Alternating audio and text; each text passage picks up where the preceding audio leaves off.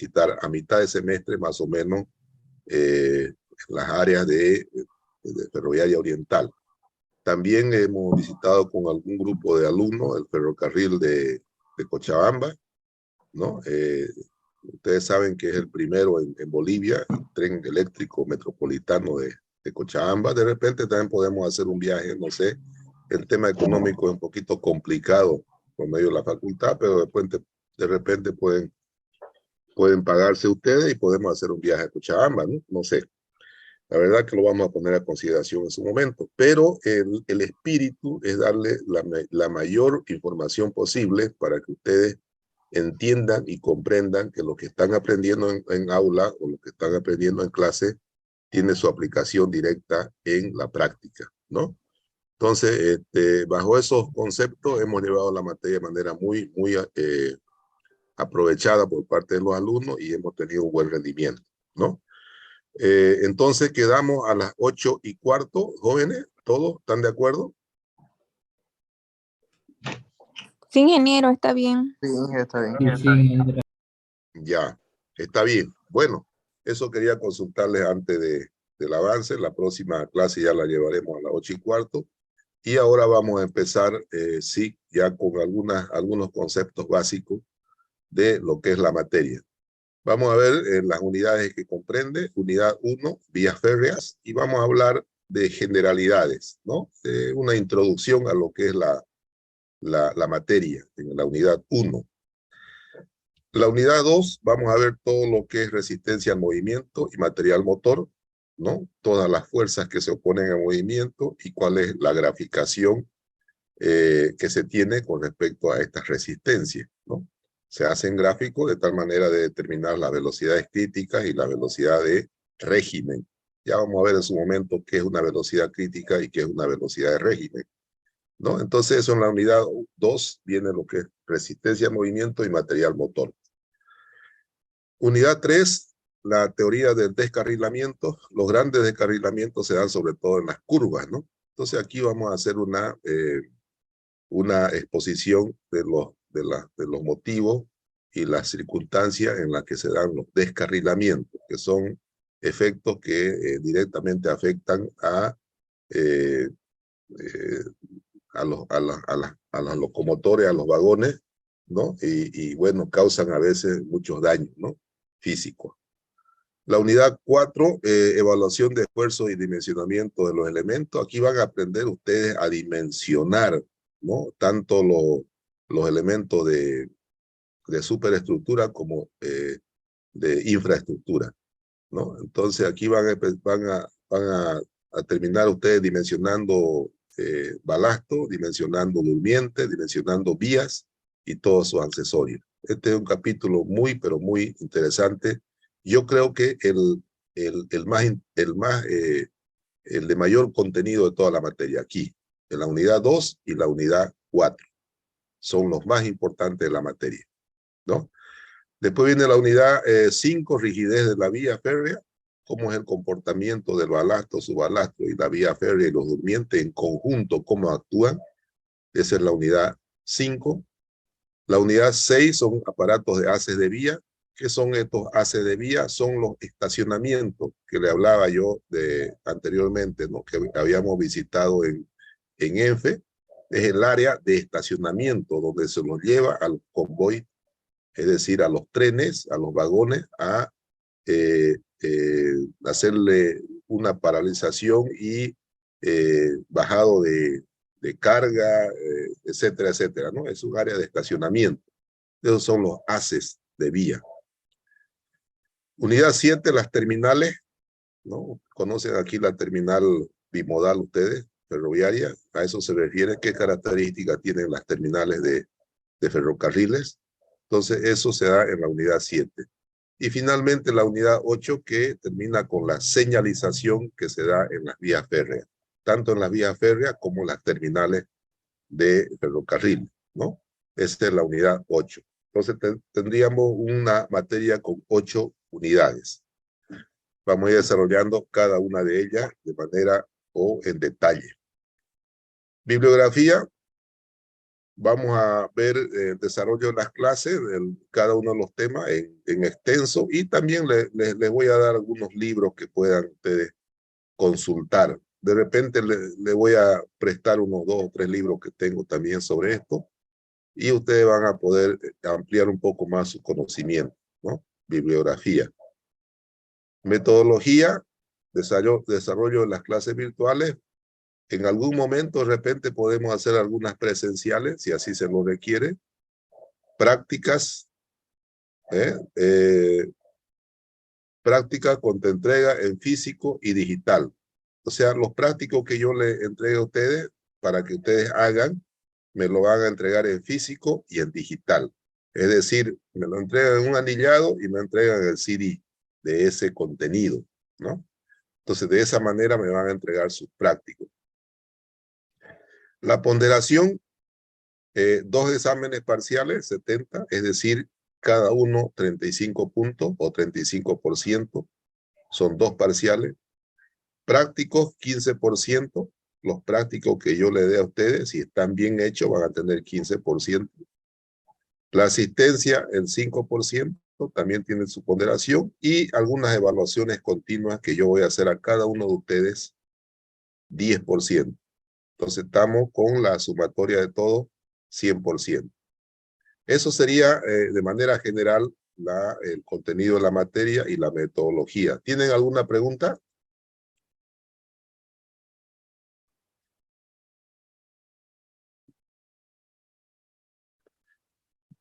¿Tienen alguna pregunta, jóvenes? Ingeniero, una consulta. ¿La evaluación continua se refiere a cada clase? Sí.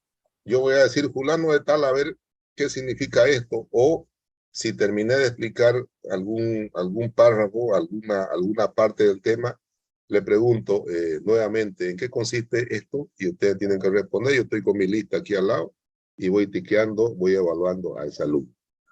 Aleatoriamente, ¿no? Al que yo vea conveniente, y así lo voy evaluando a todos en el transcurso del primer parcial y en el transcurso del segundo parcial. ¿Les parece o no? Sí, está bien. Sí, ingeniero, está bien. Eso es para que ustedes estén atentos y además tengan la voluntad de asistir a todas las clases, ¿no? Porque en cualquier momento puede saltar su nombre y ya eso es sujeto de una evaluación que yo estoy haciendo, ¿no? Me parece que es una metodología que es muy buena en el aspecto de poder tener atentos a los alumnos todo el tiempo. Y si están atentos todo el tiempo, obviamente va a haber un mejor aprovechamiento. Entonces, estas evaluaciones sumado a las visitas de obra, a los prácticos y al contenido de la materia, obviamente tiene que dar un buen resultado. ¿Les parece, jóvenes?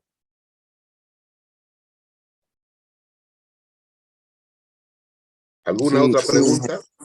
¿Ya? ¿Alguna otra pregunta? ¿Alguna otra sugerencia? Quizás.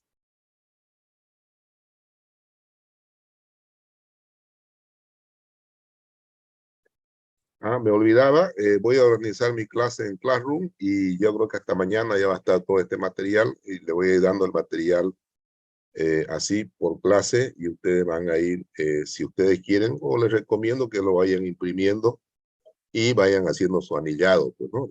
Del contenido de la materia. Entonces hacen su anillado del contenido de la materia y hacen su anillado de sus prácticos. No olviden que cuando me presenten el práctico, ustedes quédense con una copia y vayan haciendo un compendio también de esos prácticos, porque en la vida real ustedes van a ocupar también esto, ¿no? En determinado momento. Nadie sabe dónde va a terminar trabajando. Y en cualquiera de las áreas de formación de uno no, por lo menos ahora no tiene por qué escoger trabajo porque no hay, ¿no? Entonces es bueno que ustedes siempre tengan el contenido de las materias troncales a mano, ¿no? Entonces es importante aquello. ¿Alguna otra pregunta, sugerencia? Ingeniero, disculpe, entonces, ¿los apuntes de clase también se le va a presentar? No, no, no, no. Le estoy diciendo que para ustedes, ¿no? Los apuntes yo los voy a almacenar en el Classroom, todo el material, y ustedes ahí, si quieren, lo dejan ahí, o si quieren, lo imprimen. Le estoy sugiriendo que lo impriman para que ustedes tengan compendio de toda la materia, ¿no? Gracias. ¿Alguna otra pregunta, jóvenes?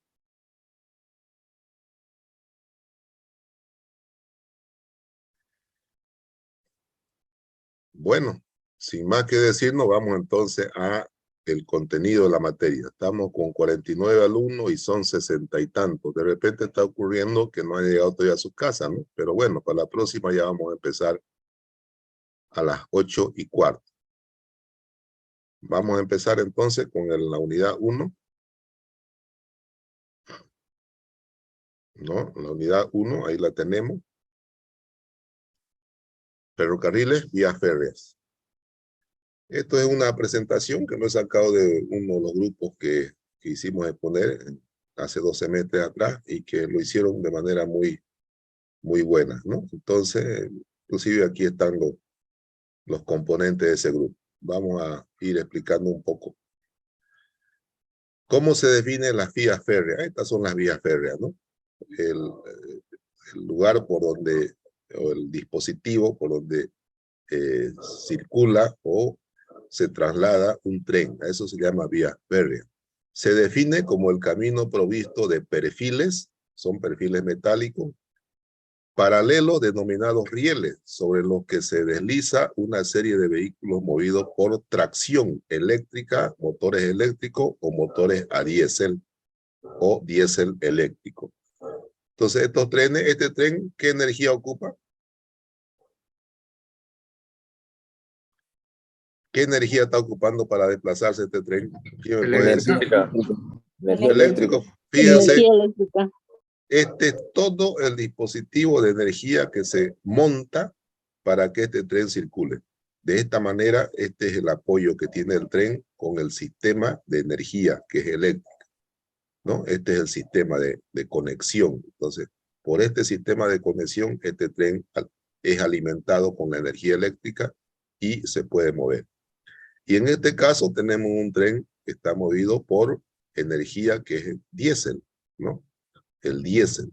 Entonces tenemos 2 tipos de trenes en la actualidad, ¿no? Y 2 tipos de energía que hacen que un tren se pueda mover. ¿Y cuál es el efecto tracción? ¿Dónde se manifiesta el efecto tracción? ¿Quién me puede decir? Movidos por tracción eléctrica de motores eléctricos o motores de diésel. ¿Dónde se manifiesta esa tracción? En las ruedas. En las ruedas, ¿no? En las ruedas se manifiesta esa tracción y obviamente motivo de esa tracción, mediante el enganche al primer vagón, ese tren comienza a andar, ¿no? Entonces eso es como un concepto general, ¿ya? Vamos a otro concepto, clasificación de las rieles. Líneas principales y líneas secundarias. ¿Cuáles son las líneas principales de las rieles? Es la que une 2 estaciones, digamos. Esa es la línea principal. ¿Y cuáles son las líneas secundarias? ¿Quién me puede decir?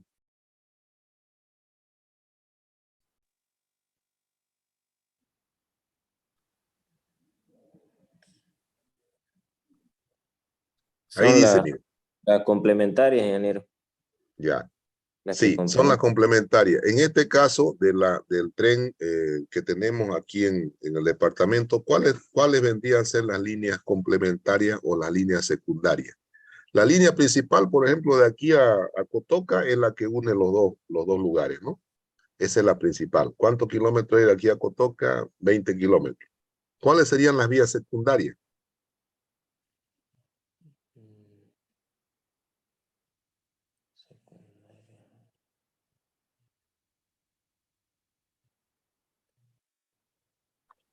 Las vías secundarias serían aquellos desvíos, ¿no? Que hay para un lugar o para otro. ¿Han visto ustedes llegan a una estación y hay un desvío donde cuando un tren está viniendo, llega a una estación y otro está llegando a la misma estación en sentido contrario? ¿Qué hace el tren?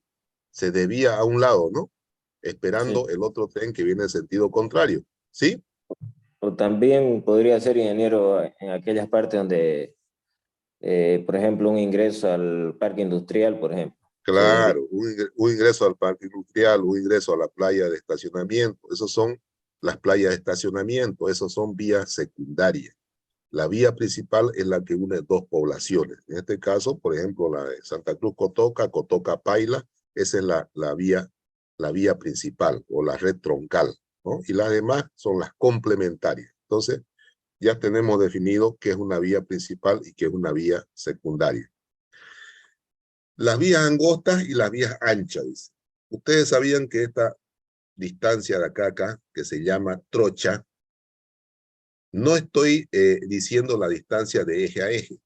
Fíjense en el dibujo.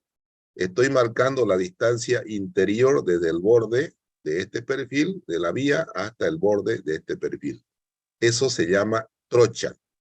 Ustedes, por curiosidad, ¿saben cuánto es la trocha de nuestra vía férrea aquí en el departamento? Que es una sola en todos lados.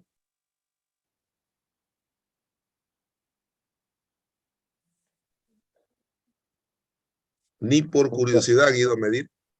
1 metro, si no me De 1 equivoco. metro a 1,20. 1 metro. 1 metro es la trocha de nuestra vía férrea. Es decir, la luz libre interna. A eso se llama trocha. Desde hoy en adelante ustedes van a hablar con propiedad. Cuando se refieren a una luz interna entre vía y vía, van a decir trocha, ya como estudiantes que ya están pasando la materia, ¿no? Entonces, esta longitud de acá a acá es una longitud bien común en todos los cálculos que se hacen. Entonces, eso se llama trocha. Y la distancia de eje a eje, obviamente la distancia correspondiente, ¿no? Desde el centro de un perfil hasta el centro del otro. Eso no tiene nombre específico. Lo único que tiene nombre específico es la trocha. Luego, esta riel está colocado sobre durmientes. Durmientes. ¿Y estos durmientes están descansando sobre qué? ¿Quién me puede decir? Sobre balasto. El balasto. ¿Qué es el balasto? Es una capa de piedra triturada.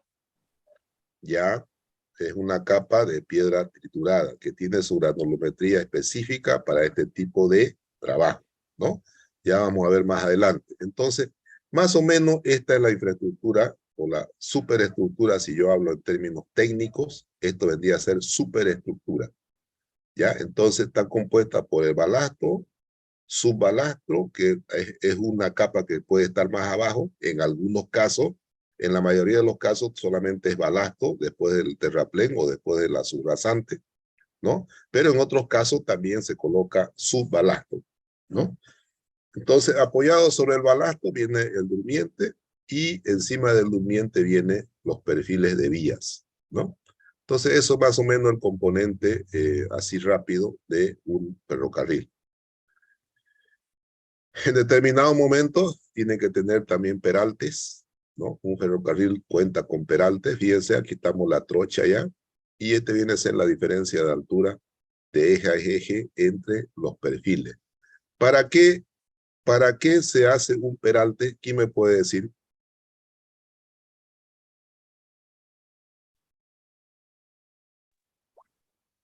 Es el mismo concepto que en carretera, ¿no? ¿Para qué se hace el peralte? Para compensar la fuerza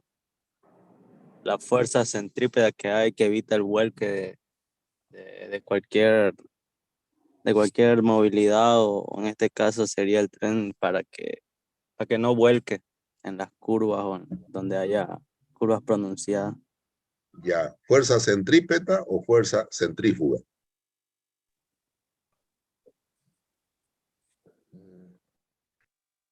Fuerza centrífuga sería. Centrífuga, ¿no? La fuerza centrípeta es aquella que tiene dirección del centro de esa curva, ¿no? Del centro generado por esa curva. En cambio, las fuerzas centrífuga es la que es tangencial, ¿no?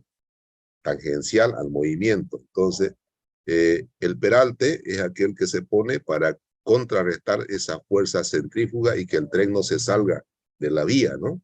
Debido a la fuerza centrífuga, el tren se puede salir de la vía. Entonces, para ese efecto se hace el peralte, para compensar ese esfuerzo de la fuerza centrífuga, ¿no? Y fíjense, aquí hay un detalle importante, aquí para efectos técnicos le ha llamado en la distancia de eje a eje, ¿qué le ha llamado? Para que ustedes vayan conociendo, S, ¿no?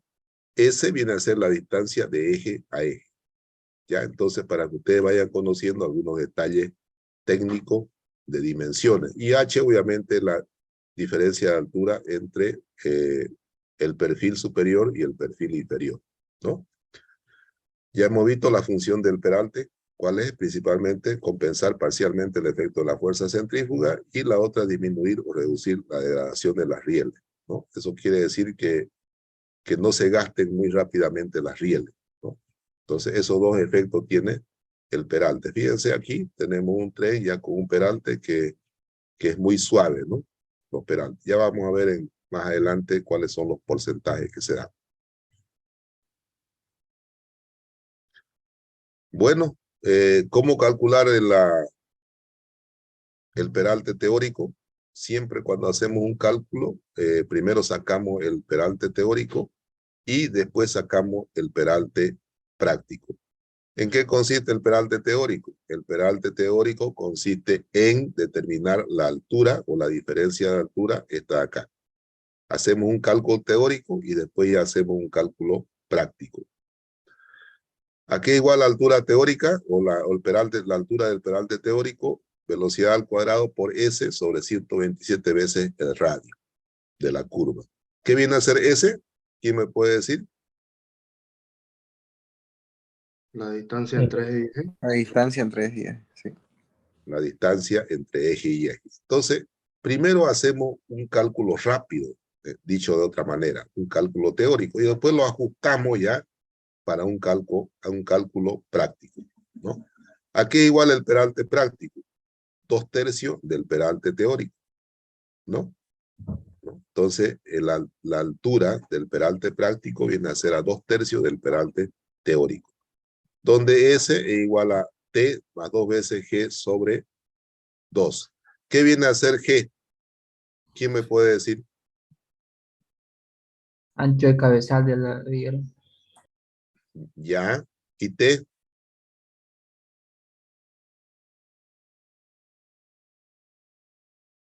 La trocha. ¿La trocha? Sí. A ver, veámoslo. Ahí está. T viene a ser la trocha. G viene a ser el ancho de la cabeza del riel. ¿Cuál viene a ser G? Ahorita le muestro. G viene a ser este ancho. ¿Está claro, jóvenes? Sí, sí. Ya, este es G. Y este tiene la longitud del patín, tiene otro parámetro. Ya lo vamos a ver más adelante. Entonces, con todos esos datos, yo calculo la altura práctica, ¿no? Sabiendo todos estos datos aquí. Trocha y la anchura del cabezal o la cabeza del perfil de la riel. Peralte teórico, peralte práctico, velocidad, radio de curvatura, ancho de la vía, más 2 veces el semiancho de la cabeza del riel, ¿no? Se está refiriendo a esto. G ancho de la cabeza del riel. Entonces tenemos ya la altura teórica y tenemos la altura práctica. ¿Cuáles son los dos componentes de un ferrocarril? Un ferrocarril está compuesto por una infraestructura y una superestructura. Entonces, cuando ustedes se refieran a un ferrocarril, no van a decir el ferrocarril es la vía. No. El ferrocarril está compuesto por dos componentes, que son la infraestructura y la superestructura. Entonces, van a aprender a hablar con propiedad ustedes, ¿no? Cuando se refieran a un ferrocarril. ¿Cuál es la infraestructura? Son los componentes como ser la línea de origen con sus cortes, terraplenes, viaductos, puentes, túneles, obras de arte, etcétera, etcétera. Esa es la infraestructura. Muchas veces uno escucha decir la infraestructura del tren pasa por tales y tales lugares. Pero si la infraestructura es la parte inferior, no es la parte superior, no es la vía, ni es la riel, ni es el durmiente, ni es el balasto, ¿no? Esa viene a ser la superestructura. Entonces, ¿cuál es la superestructura? Son los componentes como ser el balasto, subbalasto, durmiente, riel, ¿no? Esa es la superestructura, para que ustedes tengan conocimiento pleno de qué es infraestructura y qué es superestructura. ¿Está claro, jóvenes, o no? Sí, todo claro. Bueno, también, ¿a qué se llama riel? Se llama riel a las barras de acero por las cuales se desplazan las ruedas del tren. Los rieles han venido a quedarse en dos formas, la de doble cabeza, tipo nombre inglés, y la de base plana, tipo bigón.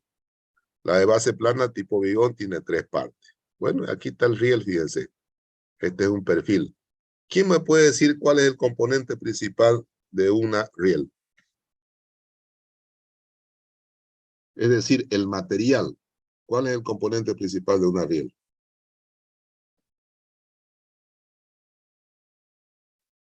¿De qué material está hecho la riel? Fierro, acero, hierro. Acero. Tiene un Acero. componente de acero, pero ¿cuál es el componente principal?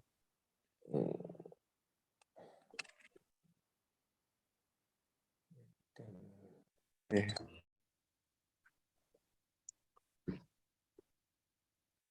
¿Cuál es el componente principal? A ver, ¿no sabe? Si no sabe, no tiene por qué también saberlo, digamos, ¿no? Pero de acero repente alguien sabe. fundido. Tiene un componente de acero. Carbono, ingeniero. Carbono, ingeniero. Carbono. Carbono es el principal componente de una riel, de un tren. Carbono, no se vayan a olvidar. Y de ahí tiene otros componentes como acero y otros tipos de aleaciones, ¿no? Pero el carbono es el principal componente, que es de alta resistencia. Entonces, la riel está compuesta por una cabeza, un alma, que viene a ser esto, y un patín. Este viene a ser patín. Entonces, le vuelvo a reiterar, uno para algo aprende cada día.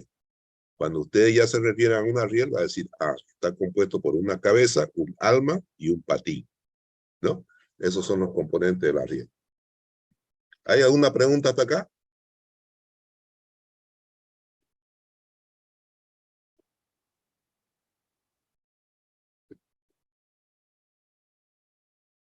¿Nada?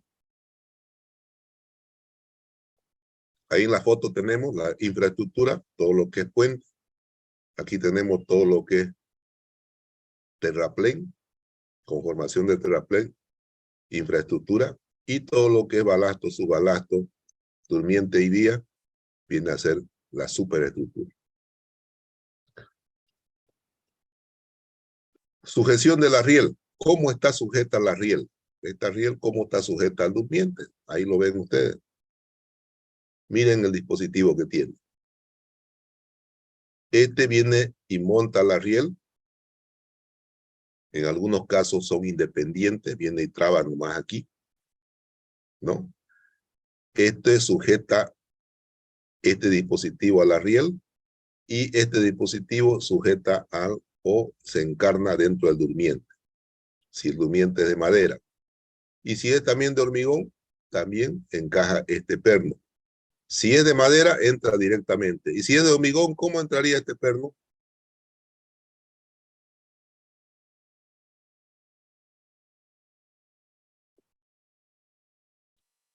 Ustedes saben que los durmientes pueden ser de madera, pueden ser de hormigón, pueden ser metálicos. Son 3 tipos de durmientes que puedan tener. Madera, metálico o de hormigón.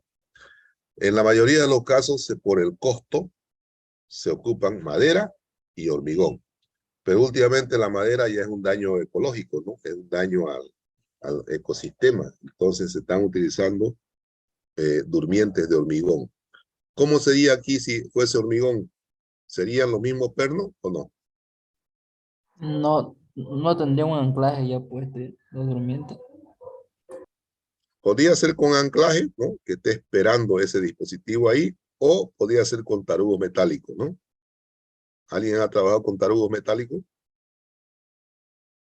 Se lo deja el tarugo dentro del vaciado del hormigón y después se ajusta con esos pernos en tarugos metálicos, ¿no? Entonces, puede haber diferentes tipos de anclaje, pero este más o menos es el que muestra en general de qué manera se fija el riel al durmiente, ¿no? Este es el dispositivo que tiene. Ya le voy a dar un práctico para que vayan a dar una evaluación de un tramo. Bueno, Aquí dice la naturaleza de la vida del riel. El riel que empezó de hierro es de acero desde hace varios años atrás. La composición química de los rieles es variable, ¿no? Entonces, es mezcla de acero con carbono. O sea, la composición del riel. Juntas. Miren la junta. Esto se llaman bridas. Las bridas son aquellas que hacen la unión entre dos rieles. ¿Y esta abertura qué es? Es por la dilatación. En la Es junta. son juntas que cumplen un efecto de dilatación, ¿no? Para prever una dilatación. Esto se calcula también. Y aquí están el análisis. Tiene que ver la diferencia de temperatura del día, ¿no? Y tiene que ver la longitud del riel. Entonces aquí está más o menos cómo se calcula, que lo vamos a hacer también más adelante. Pero a manera de una introducción, esta es la forma de calcular la junta, ¿no? Esta junta. Entonces, este dispositivo une dos rieles que se llaman bridas, ¿no? Bridas, y tienen arandelas, en muchos de los casos, de goma, para que puedan tener el efecto de absorber el efecto de contracción o dilatación que tiene esta junta, ¿no? Entonces, este mismo dispositivo está al otro lado, ¿no? Son dos, uno aquí y otro al otro lado. Entonces, a esto se llama bridas. ¿Está claro hasta ahí, jóvenes, o no? Sí, todo bien, ingeniero. Ya. Durmiente. Durmiente de madera. Ahí están. O puede haber durmientes de hormigón. Ahí están. ¿No? Y aquí están los elementos de sujeción. Fíjense, en este caso de madera está aquí. Se ven los elementos de sujeción que ya hemos visto. Y en el caso de durmiente de hormigón, también está ahí. ¿Cuáles son las características mayormente en madera? Las dimensiones son de 2 metros, ¿no? Si la trocha es de 1 metro, más o menos se recomienda 2 metros de longitud de durmiente, y su sección transversal que sean de 24 de ancho por 12 de alto, ¿no? Esas son las características de madera. Y en el caso de durmiente de hormigón, también tiene sus dimensiones en función del cálculo que se haga. Ya vamos a ver más adelante el cálculo que se hace, ¿no? Aquí está genérico. ¿Por qué? Porque tiene diferentes dimensiones, ¿no? Ustedes pueden ver ahí. Ya lo vamos a calcular en el capítulo que corresponde. Pregunta, ¿cuál de los dos es mejor, de madera o de hormigón?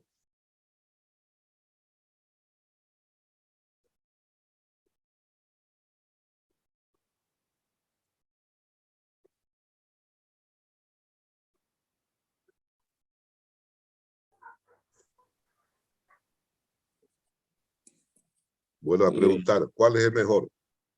El de hormigón, yo creo, ingeniero, es más duradero, ¿Por qué? puede llegar a ser más duradero y por ¿No contamina?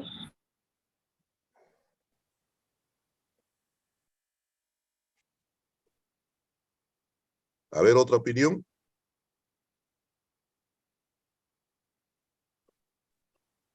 Ahí donde dice de durmientes metálico y de hormigón es restringido, dice. ¿Dónde? Los durmientes metálicos y de hormigón restringido, esa sería la diferencia que tiene. Claro, es el caso donde la piedra sea caliza. Pero en el caso donde esta piedra sea la misma, un balasto de piedra triturada, no hay mayor problema. Entonces, no hay que sea bueno o que sea malo. Si el costo de construcción, escuchen bien, porque yo le hago preguntas a veces en el examen y siendo que yo se lo digo en clase, no me responden. No podemos hacer una apreciación de decir este es mejor o este es mejor.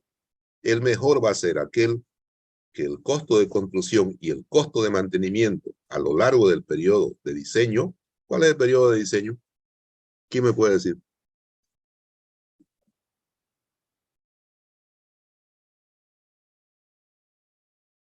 Han llevado carretera, ¿no? ¿O no han llevado? Conmigo han llevado carreteras 2, ¿alguien?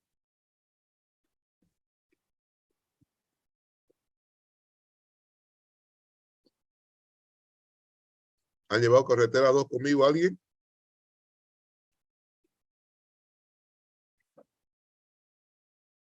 ¿Nadie? ¿Cuál es el periodo de diseño? Son los años de servicio que va a tener, que va a estar en servicio. Ya, está por ahí. El periodo de diseño es aquel que uno contempló para hacer el diseño estructural. Es decir, yo voy a calcular este proyecto para 20 años, para 30 años. Es el periodo que uno tomó para hacer su cálculo. Lo voy a calcular esto para 20 años, para 25 años, para 30 años. Ese es el periodo de diseño. Y el periodo de vida útil, ¿cuál será?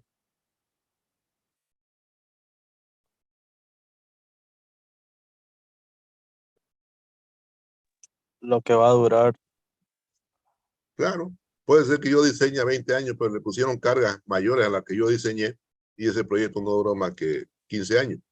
Entonces el periodo de vida útil es 15 años y el periodo de diseño es 25 años y yo calculé para ese 25 años. Pero vinieron y le pusieron cargas mayores y lo deterioraron más antes. Pues. Entonces esa es la diferencia entre periodo de diseño y periodo de vida útil. Entonces, ¿cuál va a ser el mejor? Aquel que cumpla mejor con el periodo de diseño, tanto en costo como en duración. Bueno, todo va a la parte económica. ¿Está claro, jóvenes, o no? Ingeniero, una duda, una consulta. Sí, La separación de las durmientes con respecto a tanto de la madera como el hormigón, ¿tiene que ver en algo el material? ya lo vamos a calcular también eso. Claro que sí. Pero generalmente están a 60 centímetros. ¿Ya? ¿Está bien? ¿Tu pregunta? Vamos a calcularlo en su momento. Claro que hay una separación entre durmiente, ya sea durmiente de madera o durmiente de hormigón. Eso se calcula. Ya lo vamos a ver en su momento. Pero generalmente arroja una longitud de 60, entre 50 y 60 centímetros de separación entre durmientes. ¿Está claro? Sí, ingeniero. Bueno. Y aquí más o menos tenemos el balasto, que es este material de acá. ¿Quién me puede decir por qué no está compactado como en carretera esto? O sea, ¿cuál es el motivo? Obviamente tiene un CBR, ¿no? Y si ustedes le hacen una verificación del ensayo de placa, le arroja un coeficiente elástico, ¿no? Coeficiente elástico K, que podemos relacionar con el CBR por correlación y también sacar su CBR. Pero hay un detalle que llama la atención. En carretera esto está bien compactado, ¿no? Y aquí, ¿por qué así?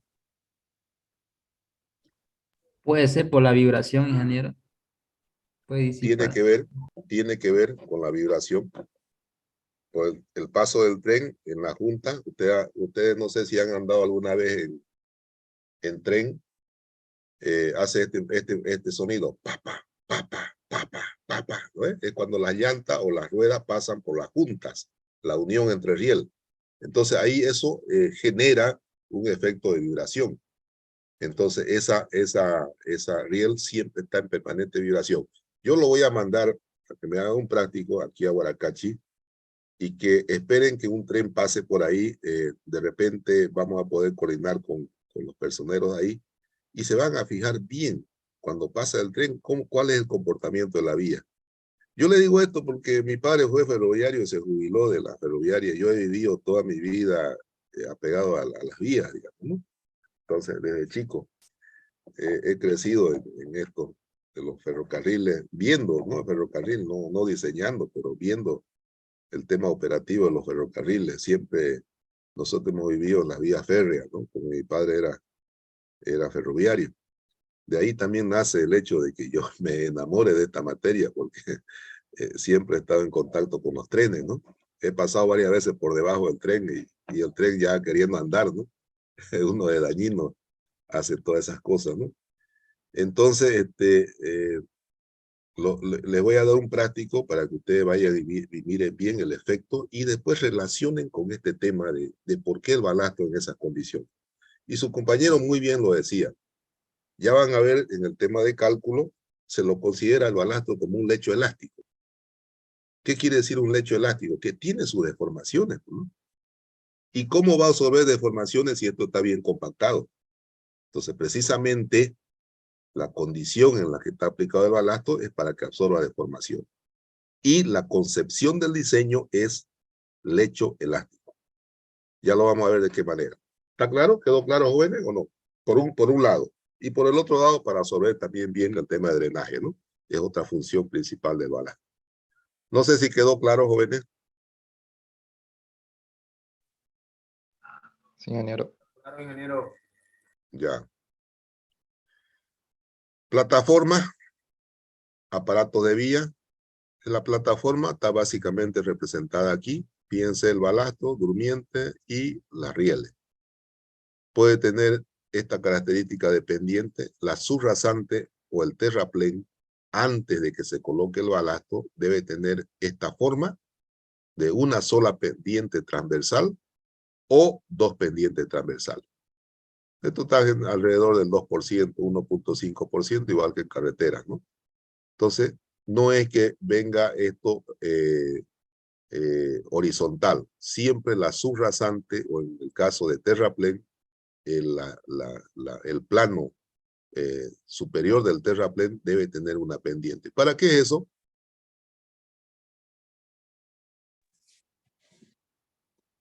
Para poder drenar el agua, ingeniero. Exactamente. Como el balastro es poroso, entonces si infiltra el agua, llega a la subrasante o al terraplén, eso sí debe estar compactado al 100%, ¿no? Y ahí automáticamente drena hacia los laterales, ¿no? Entonces, tienen que tener muy en cuenta que la subrasante o el terraplén que sea conformado para eso tiene que tener su pendiente. Y a partir de ahí recién conformar lo que es el balastro o subbalastro y los durmientes y la riel. Entonces, estas son las características de la plataforma. Aparato de vía, vienen a hacer esto, ¿no? ¿Qué es esto de aquí? Esta es una red troncal y después este es un desvío, ¿no?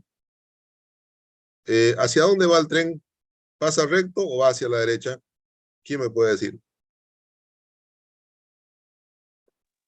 Hacia la derecha. Sí, va hacia la derecha. Va hacia la derecha, ¿no? ¿Por qué? Sí.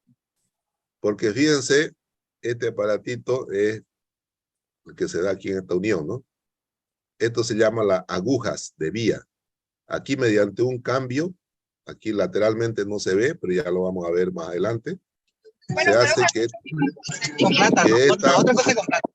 La están viendo gratis. A ver, por favor, su micrófono. Bueno, si esto hubiese, estas agujas de vía hubiese estado pegado aquí y aquí esto separado, este tren pasaba directo, porque de aquí viene el tren, monta lo otro y se va directo, ¿no? ¿Sí o no? ¿Sí? Entonces, ¿Y me puede explicar eso otra vez, Inge? No lo escuché ya, bien. esto se llama agujas de vía o cambio de dirección. Fíjense, aquí hay todo un sistema. Fíjense, aquí están seguiditos algunos dispositivos. Ya lo vamos a ver en detalle más adelante, ¿no? Entonces, aquí en la orilla hay un dispositivo que es una palanca que hace que esto se mueva, esta aguja de vía que se llama, se la pega a esta vía o se la pega a esta vía. En este caso, mediante este cambio que hay acá, se la ha pegado esta vía acá, y aquí se la ha separado. Este ancho se mantiene el mismo, 1 metro, ¿no? Igual que acá. Entonces, al mover, se mueven las dos, no se mueve uno solo. Entonces, con el cambio, se la ha movido esta vía y se la ha pegado aquí, fíjense la aguja a esta vía, y aquí se ha separado. Entonces, la rueda viene y monta esta vía y se va para allá, pues. Y aquí también monta esto y se va hacia la derecha. ¿Está claro eso o no? Sí, ingeniero. Ya, pero ¿qué pasa si con el cambio la muevo hacia la derecha? Viene y apega a esta vía, esta aguja de vía viene y apega acá, y esta se separa, ¿no? Entonces, fíjense, aquí ya la rueda pasa directo ya. tomando esta red principal. Y aquí monta también a esta y se va recto. ¿Está claro, no? ¿Sí? Sí, ingeniero. Ya, esos son los aparatos de vía que se dan en determinado momento para hacer un cambio de dirección, ¿no? Hacia dónde vamos a dirigir el tren. Bueno, vamos más adelante a ver características del sistema ferroviario en Bolivia. Más o menos vamos a ver cuántos son los kilómetros que hay en Bolivia, extensión de la vía. Hay una red andina, que es la parte de Cochabamba, La Paz, Oruro. Tiene 2.275 kilómetros. La red oriental, que viene desde Yacuiba, del sur, la frontera con la Argentina, hasta Quijarro, la frontera con el Brasil, suman 1.377 kilómetros. Total de la red vial en Bolivia es 3.652 kilómetros, ¿no? Aquí hay una relación con el acceso a la Argentina, a Brasil, ¿no? Los kilómetros también, pero esta es nuestra red que tenemos en Bolivia. Estos son accesos a los países vecinos, ¿no? Entonces estamos hablando de, si ustedes le preguntan, red andina 2.200 aproximadamente y red oriental 1.400. Total 3.652 kilómetros que tenemos en Bolivia de red de ferrocarril. Ahí tenemos en el mapa cuáles son las vías de ferrocarriles, ¿no? Para que ustedes la conozcan y sus correspondientes longitudes. Finalmente, así ha evolucionado las locomotoras. Estas eran locomotoras a vapor. Yo he tenido la oportunidad de ver esta locomotora. Me van a decir que usted es súper viejo, ¿no? Pero bueno, tenía creo que 8, 7 años. Como le digo, yo vivía siempre en las poblaciones donde pasaba la vía férrea.